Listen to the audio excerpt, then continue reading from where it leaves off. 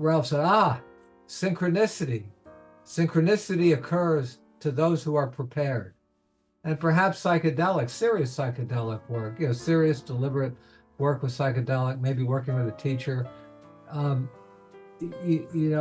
think helps to create that facility of being prepared for unusual states of consciousness.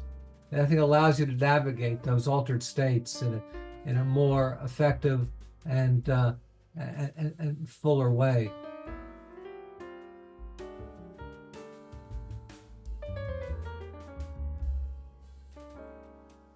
Welcome to Connecting with Coincidence. I am your host, Bernie Beitman, MD. I'm a psychiatrist, and I have the pleasure of talking today with another psychiatrist about psychedelics.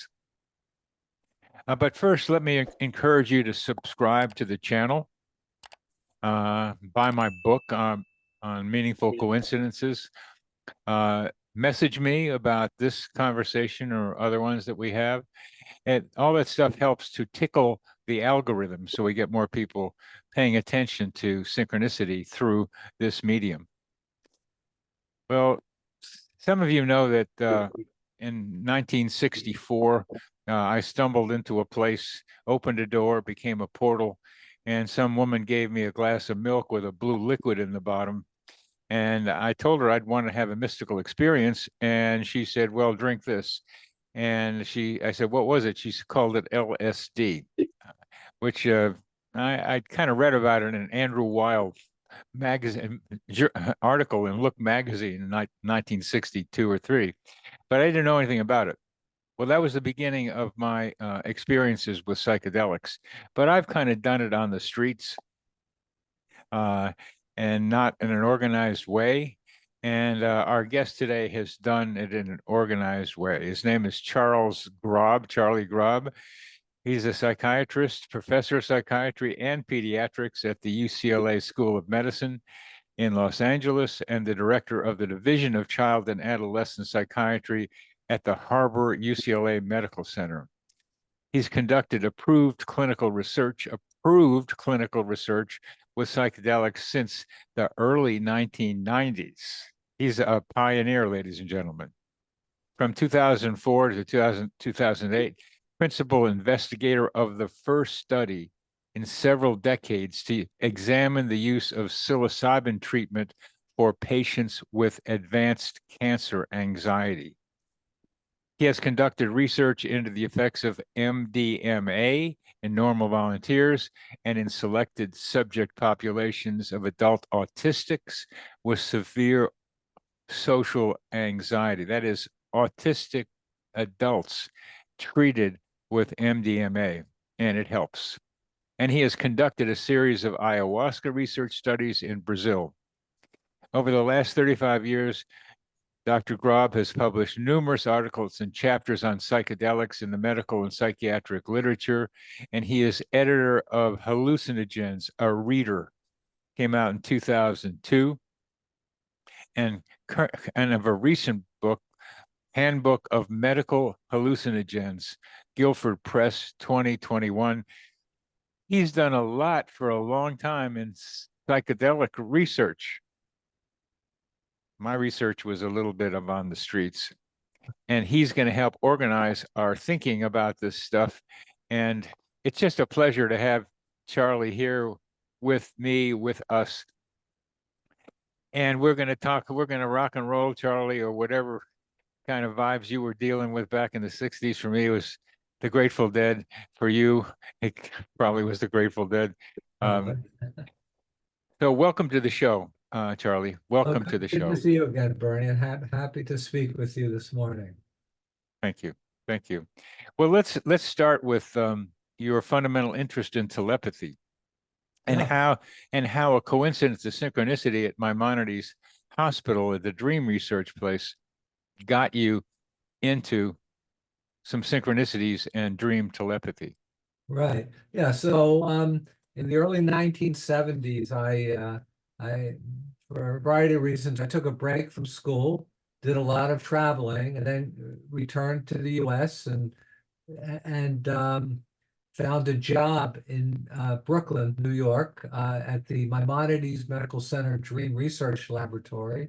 They were studying the phenomena of dream telepathy. They actually had an NIMH grant, and I was hired off the NIMH grant to be the all-night research assistant who would monitor the study. And basically, we would have two individuals. One was a designated dreamer.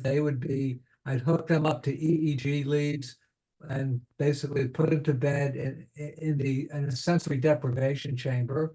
Down the hall, we had the person designated as the sender, there are two parts to the study. One was I would show them 6 sealed envelopes, each containing a picture postcard size of a famous painting of one sort or another. They would pick one. I would have no idea of the specific pictures in the envelopes. They were handed to me that afternoon by one of the administrative personnel in the dream lab. I would have the subject pick one and instruct them that at a certain time, this is at night, they were to open the picture and to study it, stare at it, sketch it, whatever it took and try to convey that image of the picture to the dreamer who was down the hall, hooked up to EEG leads in the sensory deprivation chamber with the instruction to go to sleep. It was about, usually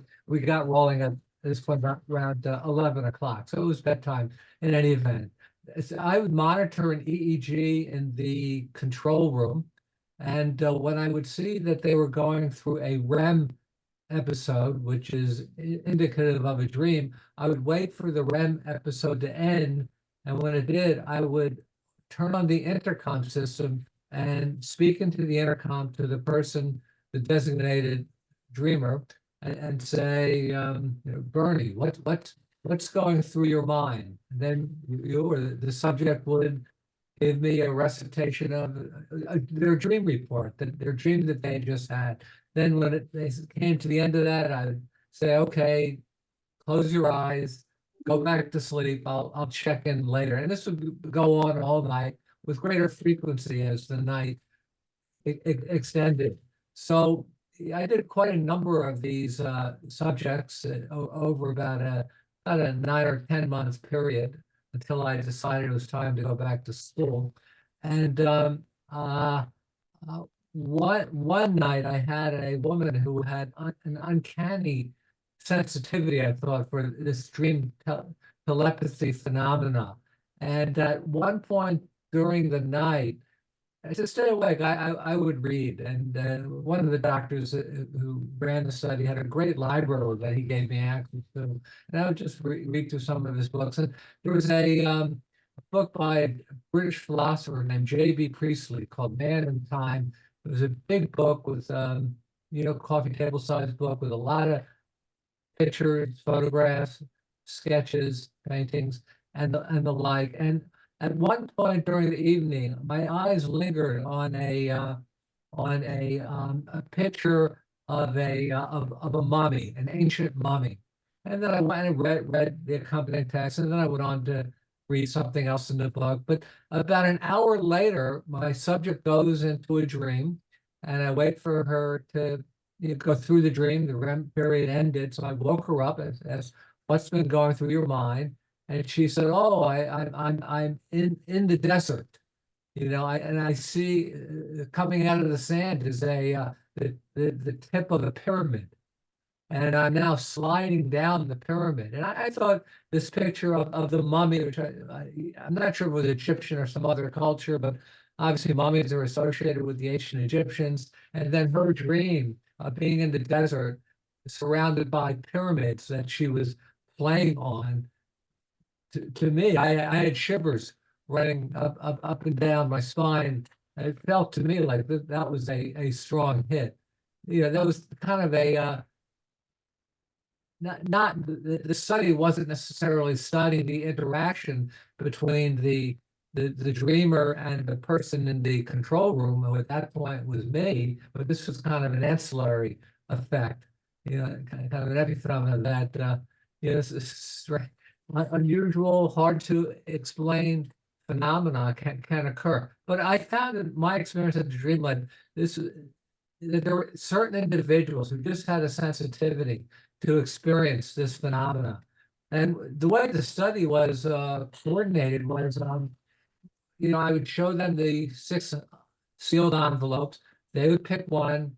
I'd leave them, and then I'd hold on to the other 5, put them aside all night, and then early in the morning I would open up the 5, and I would have, and I got the selected one from the sender, and then I showed the dreamer the 6 cards shuffled together, and I said, rate in order 1 through 6, which picture do you think the sender was concentrating on last night? And if they chose 1, 2, or 3, they were allowed into the second half of the second part of the study, which was to come in on 4 separate occasions at night to go through this experience, except instead of studying a picture, we had a video setup kind of created that they would just hit the button of the projector and it would play out a short video. We had 2 very boring videos. One was a early 1950s black and white travelogue of London, and another was mid-50s why you should move your business to California. And then the 2 emotionally evocative films were a close-up, full color picture of a birth with amniotic fluid and spilling out all over the place, baby emerging, very intense. And the other film was an old 1930s anthropological film of a pubertal, aboriginal pubertal initiation rites, which included a pubertal circumcision.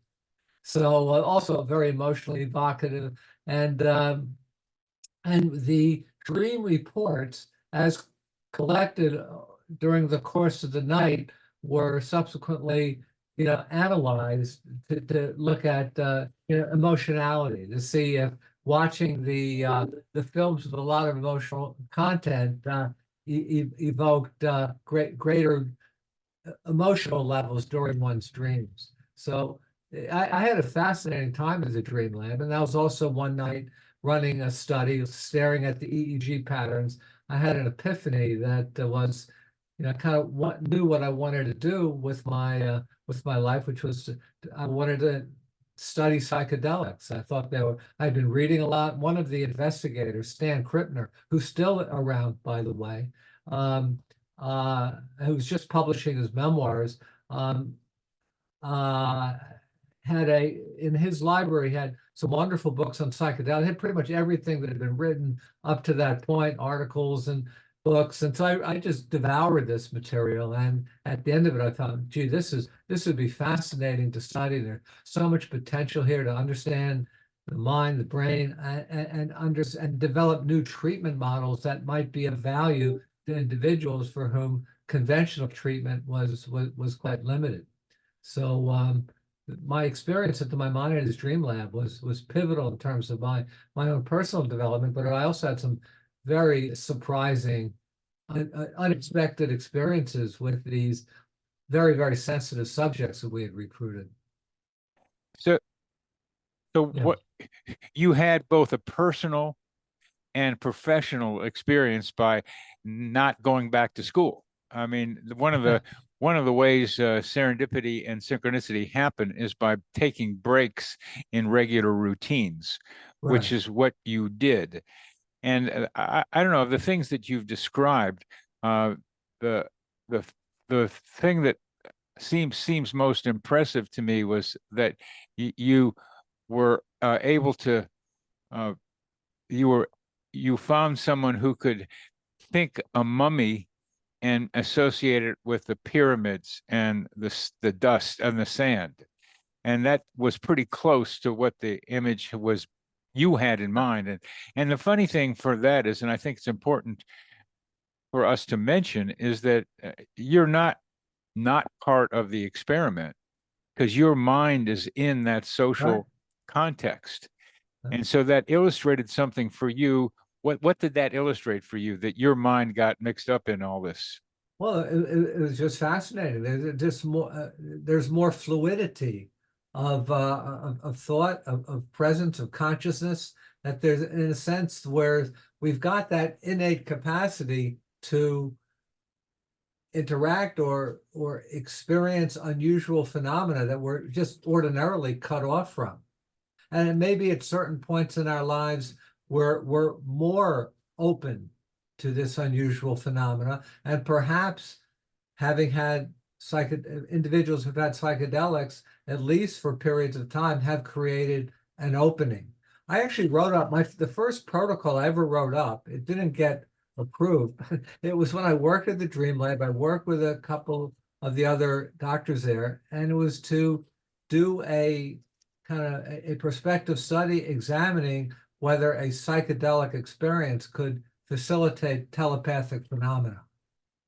And it was, this is a topic of, of discussion in various circles within the world of psychedelia, but no one had ever done a study like that. So we created a protocol. We sent it to FDA, and I think it was January 1973. But by then, the government regulatory agencies had their orders that psychedelic studies were no longer deemed safe or acceptable, or and should be actively discouraged. And easiest way to discourage them were to not allow for approval to conduct the study. But we were thinking along those lines that particular psychedelics might be possible to demonstrate this this connection with paranormal phenomena.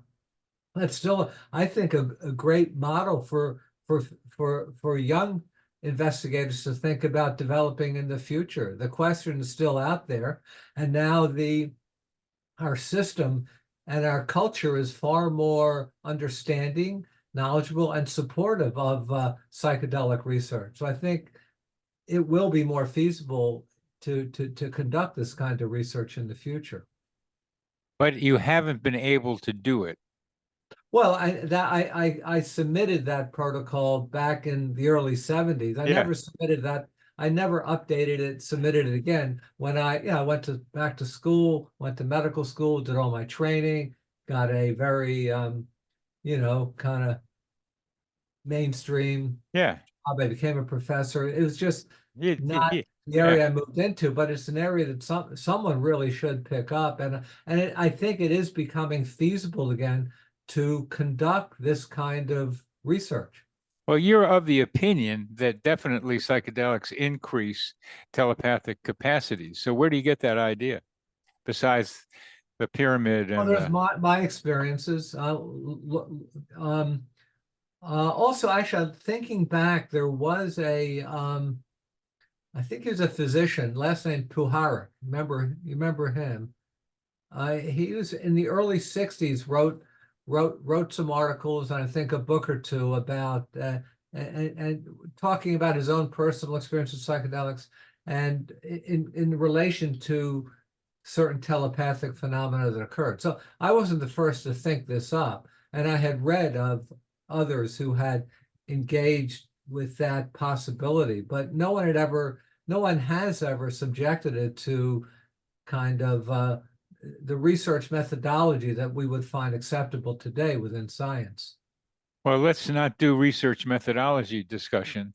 Let's say that you kind of know that psychedelics can increase telepathy.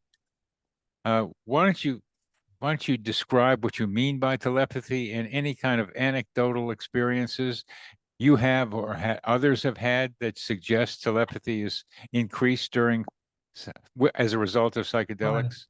I think it's the kind of spontaneous emergence in someone's mind of information that that you would not expect them to have. It could be what someone else is thinking. It could be anticipating some events in the future that might occur. It's it's the consciousness of unanticipated phenomena. as it Mm-hmm. were. But also you look culturally and even prehistorically, looking at indigenous people, how they use like plant hallucinogens in their geographic area, of which they had great expertise of all the plant life. They knew which plants were nutritious, which plants were toxic, and which plants were visionary. So, and one of the purposes of having a plant hallucinogen experience was to find lost objects, to solve mysteries or crimes, and to aid them on the hunt, meaning to have a kind of an intuitive, instinctual sense of where the hunted animal will be, and you go to that area and you wait for some period of time for the animal to emerge. I mean, you see this like with Iboga. You can look at the anthropological descriptions. The hunters will take even small doses of Iboga, which the active alkaloid is ibogaine, which is some interest in our culture. And so the Iboga serves two purposes. One is it gives you information as to where you should set up your trap or whatever, your position to wait for the animal coming down the road. And also the low dose of the Iboga root has a stimulant effect and will keep the hunters awake and alert and focused on on the reason why they're out there, which is to get game, to feed the community. It's so interesting, Charlie, because one of my favorite synchronicity versions is being in the right place at the right time. That somehow you have a sense that this is where I need to go. Yeah. And it's not a hunt necessarily for an animal, but a hunt for information or a hunt for the right person who can help you at that time. And sometimes that happens when you get lost, you get into a strange place, and then you show up at the right place at the right time. So that's a version of some kind of paranormal event that in synchronicity encompasses. And finding lost objects is part of the fun of some synchronicity stories. But what you described is being able to do each of those with intention. Find the lost object, find the animal in the right place. Well, this is part of their culture. It's look at this descriptions of native peoples in the Amazon basin, how they used ayahuasca. Finding of lost objects, teleporting themselves to distant cities, distant domains, again, assisting with the hunt of securing vital nutrition in the form of animals that they would slay, How does that Amazonian experience, how do those experiences translate for you into this much more organized, linear life that we live? Right. Well, I mean, to fully get a handle on the range of effects of psychedelics and what their potentials are, I think it's important to understand what our predecessors learned in the past. It's important that we respect and appreciate the contributions of the pioneer researchers of psychedelics in the 50s and 60s. And it's also very, very important that we understand how psychedelics in plant form were utilized by our prehistoric ancestors, indigenous people who were, had tremendous expertise of identifying different plants and knowing what uses they might have. And they would be able to identify among the toxic plants, among the nutrient plants. They'd also discover the visionary plants. And with ayahuasca, it's even more complex because the two plants, the primary plants for ayahuasca, the psychotria and the banisteriopsis, if you ingest each on its own without the other, basically nothing happened. Virtually nothing happens.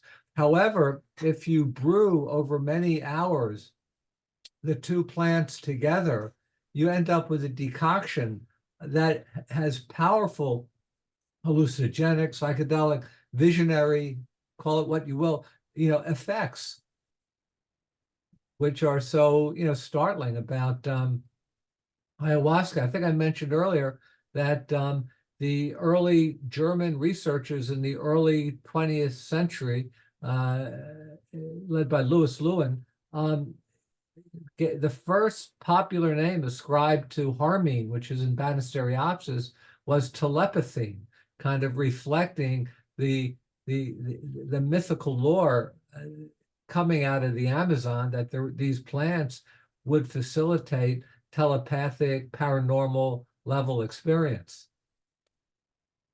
There's actually quite a bit of interest in telepathy or banisterine or harmine back in the 20s and 30s in Western Europe. And in fact, it was, for a while, it was one of the standard treatments for Parkinson's disease before L-Dopa came along and was marketed, and patented and marketed, of course, by a pharmaceutical company. Of course. You've done a lot of work in using psychedelics to help people. Could you tell us about some of the prominent experiences and information that you have gathered? Right. Well, I think, coming out of the 60s, one of the most impressive series of studies were those where a psychedelic treatment model was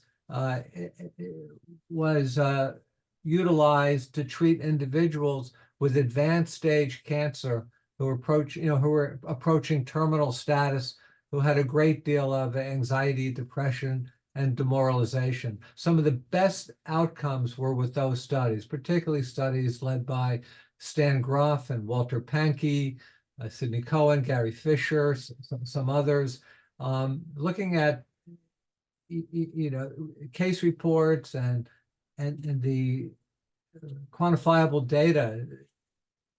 Some of the best outcomes, outcome meaning amelioration of anxiety, improved mood, improved overall quality of life, renewed engagement with family, with friends, improved overall quality of life. We're not extending the lifespan. So these investigators in the 60s primarily came up with some fascinating reports. And I always felt if I ever had the opportunity to study psychedelics legally, this is the population I'd like to work with. And the opportunity came along in the early 2000s. By then, the FDA and the DEA were starting to approve studies. They've always provided a critique, but we addressed whatever concerns they might have, and we always got at the end of the day approval to conduct our studies. And we got approval to develop a pilot using a psilocybin treatment model, psilocybin, the active alkaloid and hallucinogenic mushrooms, to treat individuals with advanced stage cancer who are in severe existential crisis, anxiety and depression. And so we ran the pilot, got some very good results. Then our colleagues on the East Coast at Hopkins and at NYU ran similar studies, even with a slightly higher dose, and replicated our findings. And now we are in the process of developing a new multi-site study. It would take place at 5 different sites, using, again, a psilocybin treatment model with individuals with advanced medical illness approaching the end of their lives, who presented with severe levels of demoralization and existential anxiety. And so those are our that's who we intend to treat. Psilocybin will be a psilocybin model. It'll be a placebo control where we'll have an active placebo, and then the active drug people will be randomized into one or the other. 5 weeks after we collect data for 5 weeks, and at that point we after the session we break the blind to see what they got, and subjects who receive the placebo would be eligible at that point to have a second session, which would be open label, with the experimental drug, which is psilocybin. So we're pretty much all ready to roll. The only problem is we've hit a snag with the regulatory bureaucracy in California. We have our own in-state regulatory agency or committee that's under the Department of Justice, and they have held up all new applications since last spring or summer. And the reason is not to do with any old taboos of studying psychedelics. That seems to have lifted. The controversy is actually whether or not the committee that examines these protocols and rules on whether or not they should be approved, whether the controversy is whether they should continue to meet behind closed doors or whether it should be open to the public. And personally, it's either way is fine with me. We've always done it with them behind closed doors because that's how the system was. But we're open, we're transparent. If they want to hold meetings for the public to attend, that would also be fine. We eventually put our protocols up on the internet in any event. But the problem is the Department of Justice cannot make up their mind which way to go, and we've been put on ice for the last 6 months. But again, Wow. ironically, nothing to do with psychedelics. It's just all Schedule 1 and Schedule 2 drugs that are getting examined for research or new protocols have to go through this regulatory process, but we can't go through it because the committee's not allowed to meet until this difference of opinion is resolved. That's unfortunately bureaucracies Yeah, and it's indecision. a catch-22 in the system. How Held up. you haven't done this major one, but how is it that psilocybin helps people who are demoralized about their impending death? How does psilocybin help? I part of as we approach the end, it's it's not uncommon for individuals to have some degree of psychospiritual distress, and kind of lose that sense of purpose that has propelled them through their life. Meaning doesn't have quite the salient quality it once did. What one falls into an existential crisis, as it were. I find psychedelics, when used optimally, under optimal conditions, with optimal setting, with appropriate subjects, can restore that sense of self, that sense of purpose one has had, sense of meaning, a sense of identity. And it seems to provide an opening of connectedness to significant others. It helps people break through the isolation that often develops, and it's an opportunity for some healing, even of old, long-standing issues to occur. Relationship healing, interpersonal healing. Very good. Very good, Charlie. And as you describe that, and I like to mention that I walked into Walter Pankey's office after having taken that acid in 1964.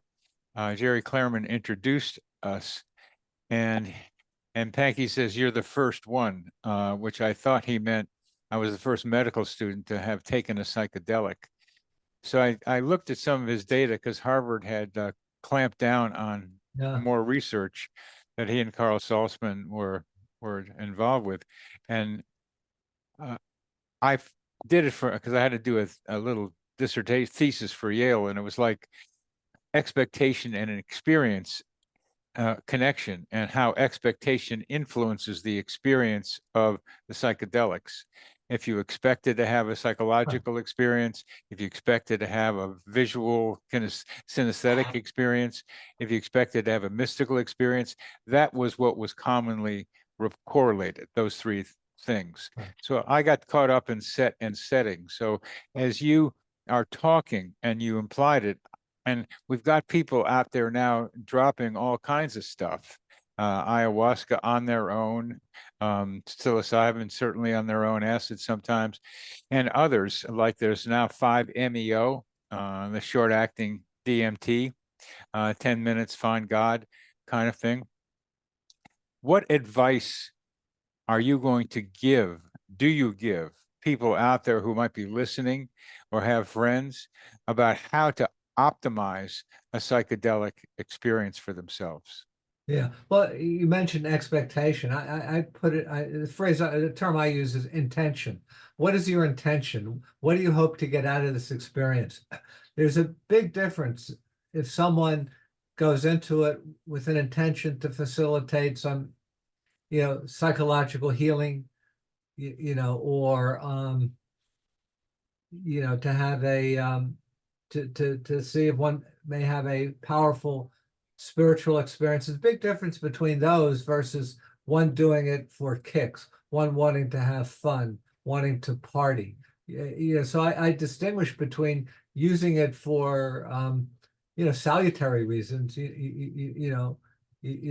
think positive purpose, positive change, and facilitate healing, versus a recreational model, which is more of a setup for things to go off the rails. They're more unpredictable. Setting is less assured, and people are simply in a more vulnerable position if they are just taking this randomly in a recreational setting. So I like structure, and I think set and setting are critical, components of how one structures a kind of the optimal psychedelic setting and set. And that structure means being in what feels like a safe environment. A safe environment, no distraction from outside noise. Optimally having someone with you who's not altered, who can address unexpected disruptions. What if the phone rings? What if someone starts knocking at the door? This could happen. This does happen. Yeah. If you have someone with their wits about them who can, it'd be much easier for them to address the issue, and for the person going through the experience, they can rest assured whatever's behind that fervent knocking at the door is being addressed and handled by the sitter, the facilitator, the therapist, as you were. Very good. Have somebody around. My last couple of experiences, one with 5-MeO and one with psilocybin, I began to see more clearly energetic patterns. So I came away from the idea that everything is vibration first. Mm-hmm. That's what we're living in. That everything's vibrating, everything's moving, and that became a clear image. I've had it before back in the old days, but this time it was sharper. And so I used the psychedelics for exploration to try to see what reality is, because that's been my big question. What do you think about this everything's vibration frequency thing? Well,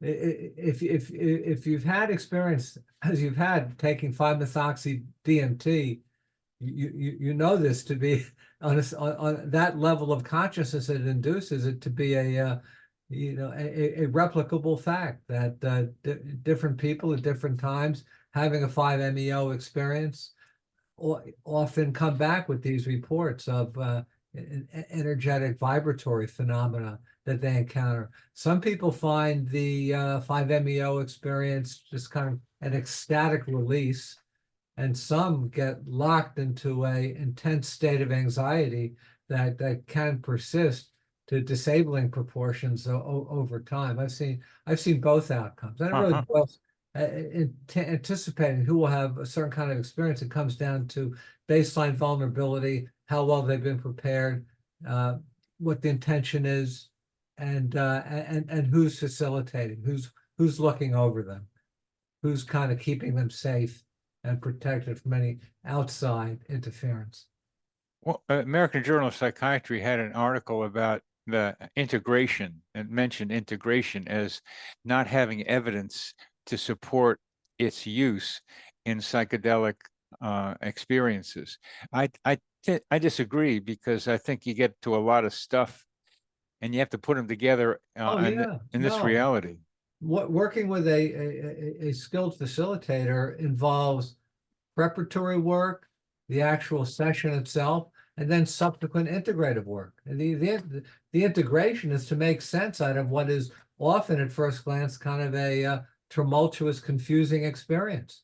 And what the facilitator often does during the integrative phase is have the subject reflect back on what was their original intention to have this experience, which they often consciously forget, but then reminded, they recover it. And then the therapist then works with the subject on, let's see how that intention played out in your experience. I'm curious because I'm writing about it, how you define intention. Well, I think in this context, it's why are you having this experience? What do you hope to get out of it? What would a satisfactory end result be? Mm-hmm. And as we're getting close to the end, why don't you tell us a little bit about your knowledge of how different psychedelics generally have different effects? Oh, well, I mean, there are the classic psychedelics or classic hallucinogens, which include psilocybin, LSD, mescaline. They have different lengths of duration, psilocybin 4 to 6 hours, LSD 8 to 12, making it honestly a more difficult drug to use in treatment. Mescaline also very, very long, which is why I think it really hasn't been explored to any great degree. And then there's ayahuasca, which is like, orally activated DMT, which lasts just maybe 3 or 4 hours. They're different nuanced experiences. Ibogaine, which is, in Iboga, in plant form, Iboga is used in West Africa in ancestral cult religions. The purpose is to have a vision of an ancestor. So that's the entire focus. In fact, the Bwiti, this Iboga cult, will keep feeding young initiates Iboga until one of two things happens, until they either have a vision of an ancestor or they expire from a cardiovascular arrest. So, and I'm serious about that. These guys don't mess around. They're not messing around. They're not messing around. This is serious business for them. But the biggest distinction between different classes of drug would be, let's say, between the classic hallucinogens, like, psilocybin, the prototype, the most widely used today. You see it in mushrooms, see it in research studies, contrasting that with MDMA, which is an atypical psychedelic. And Ralph Metzner calls it an empathogen. David Nichols calls it an entactogen. So it's MDMA has a stimulant component. It facilitates verbal dialogue back and forth with the facilitator. It's a good drug to use for relationship counseling. It can be very empathogenic, facilitates insight, facilitates articulation. Very good for people who are alexithymic, meaning they have difficulty putting words to feelings. On MDMA, one becomes very hyper capacity to convey one's feelings through words. Whereas psilocybin, it's a deeper, I think, more existential experience. I've often had this discussion with particularly Rick Doblin as to what's the ideal compound is for people approaching the end of life. My sense is the classic psychedelics like psilocybin or even LSD, I see them as existential medicine. They get to one's core and really kind of provide really important information about identity, about life's passage, about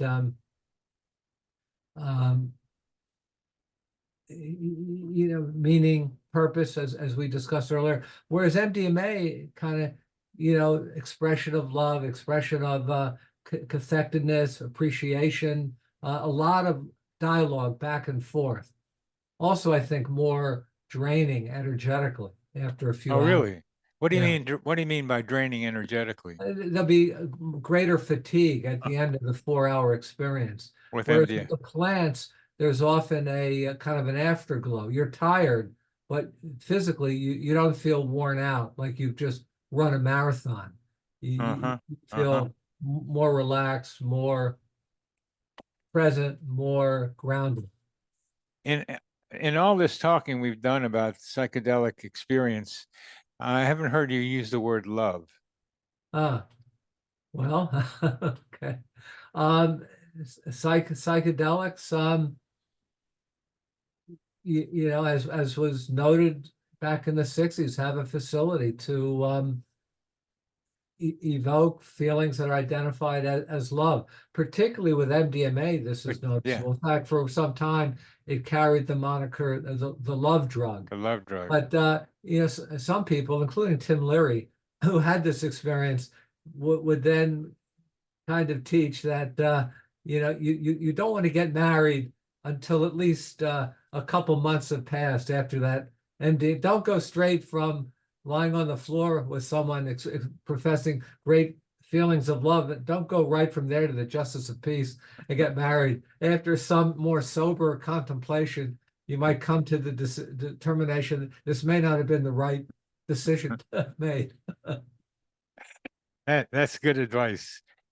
And finally, the relationship between synchronicity and psychedelic experiences. Yeah. Again,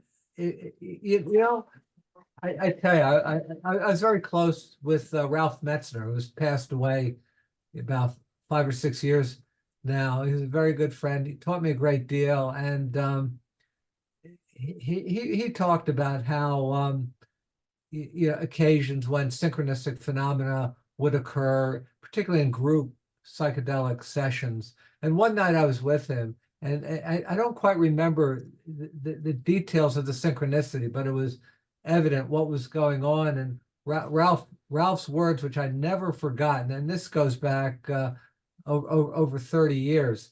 Ralph said, synchronicity. Synchronicity occurs to those who are prepared.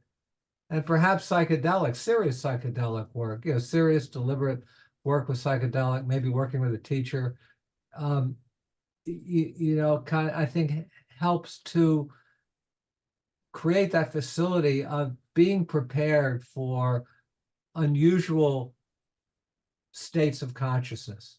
And I think allows you to navigate those altered states in a more effective and fuller way. Well, as I mentioned before we got going, there's lots of reports of synchronicity following psychedelic experiences. People see them more often. And part of that is getting more tuned into the present and being able to look around and see connections between self and mental activities and the environment. I think another good preparation for this, and another important area for exploration, which anyone can do, is examining one's dreams, getting into the habit of writing dreams down. Stanley Krippner had a great story of his own paranormal dream phenomena of some days before the Kennedy assassination, having a dream which portrayed the events that occurred on November 22nd. And I also had a personal experience. It just came to mind. When I was in Baltimore in the mid '80s at Johns Hopkins, one night I had a very powerful dream, and it was of a space launch, kind of being shot up into the air, and then kind of starting to peak but faltering, and then splashing into the ocean. And the next day, I got on an elevator in the pediatrics building at Johns Hopkins, where I worked at that time, and the head of pediatric hematology got on another floor, and he said, "Oh my God, I just saw on TV the Challenger, the spacecraft, crashed or blew up." And my response to him was, "Oh, I dreamt that last night." And he never looked at me the same after that. I think it was maybe not the wisest thing to say, but in the moment, I Well, had that I, dream. I Like I said, respect you for saying that, Charlie, because we've got to wake up people to these potentials that we have in each other and in ourselves. And as we end, you're reminding me of Spring Grove, Maryland, and the psychiatric facility there. I visited there once in the 70s. And they showed me the kind of bathysphere kind of room that they gave psychedelics. I think it was LSD to alcoholics, yeah, right. so that they could break the alcohol pattern. Uh, and it was a successful program, so naturally it got shut down. So the but I walked into this thing, it was like the door clanged shut, and I was with this girlfriend of mine from LA that was there with me then. And the amount of love in that room Uh, was incredible. I just feel uh, love in yeah, that room, that energy of love. Do you know what I'm talking about? yeah. It's got the accumulation of the energetic patterns that were manifest during their psychedelic treatments. See, almost in a physical way, it lingered. It lingered. And so at these days, if I could, I'd walk in with some kind of frequency measure. Right, right. So you can measure it. Because I think love in its various manifestations has different frequencies. Yeah, And, yeah, and those frequencies are not only measurable, but replicable. yeah. And to be able to do that scientifically is something that I'm heading towards doing with a friend of mine who's interested in frequency and meaning, as in synchronicity, meaning having frequencies, and synchronous and have meaning having frequencies, and they Yeah. match with each other. No, And and that's you're it. doing that with psychedelics, and I'm Yeah, just trying to put a vibratory 5-MeO right. kind of look at it.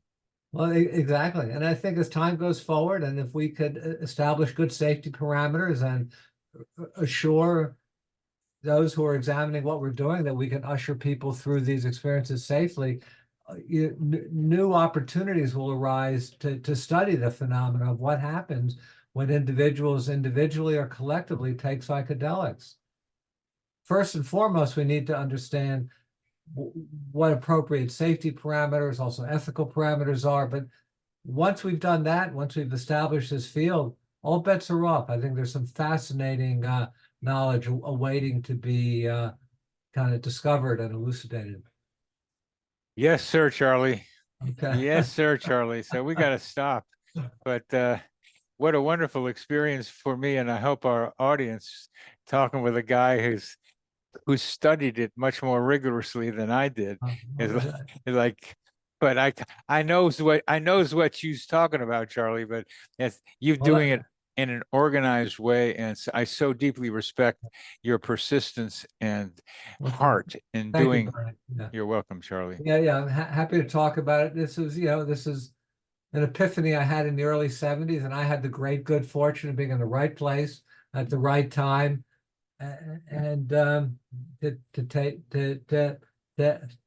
identify the opportunities that I could grab onto that could help me manifest the vision I had many years, decades ago. So thank you. I You're enjoyed welcome. talking. You're welcome, and I'm so glad you manifested that vision. This psychosphere is our mental atmosphere, like a hologram of cosmic consciousness.